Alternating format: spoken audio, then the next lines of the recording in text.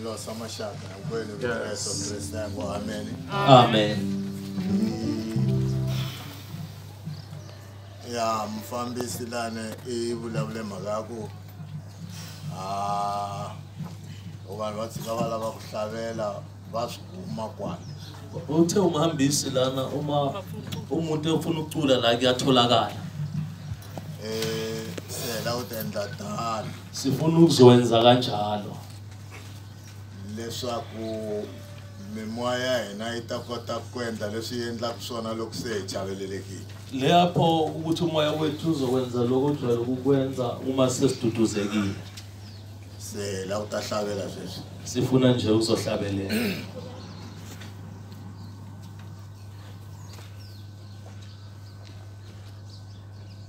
Oh, shatwala ne. Shatwala.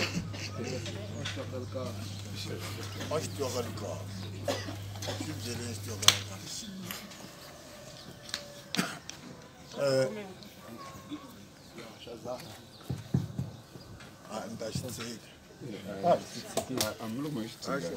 Okay.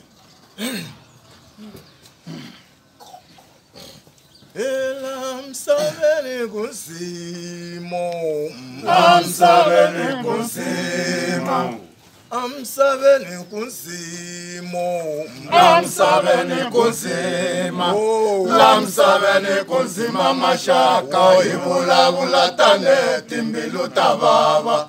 Leswi mi swi twa kun'we va ka hina na hina swi twa ho tiyiselo se hi rila xikan'we na va ndyangu ta byela mane hambi wa byela tsola n'wana malume ri nge ku hlamuli swa vava amsaveni kunsimo leswi twa xana kunsima na amsaveni kunsimo ani mexe si kunsima hey amsaveni kunsima lamsaveni kunsima mashaka ivulavula tane timbilu ta vava leswi mi swi twa kun'we va ka hina na hina swi twa ho tiyiselo se hi rila xikan'we na va ndyangu ta byela mane hambi wa byela tsola n'wana malume ri nge ku hlamuli swa vava amsaveni kunsima hi tshama kona maraka tika amsaveni kunsima tshama kona maraka tika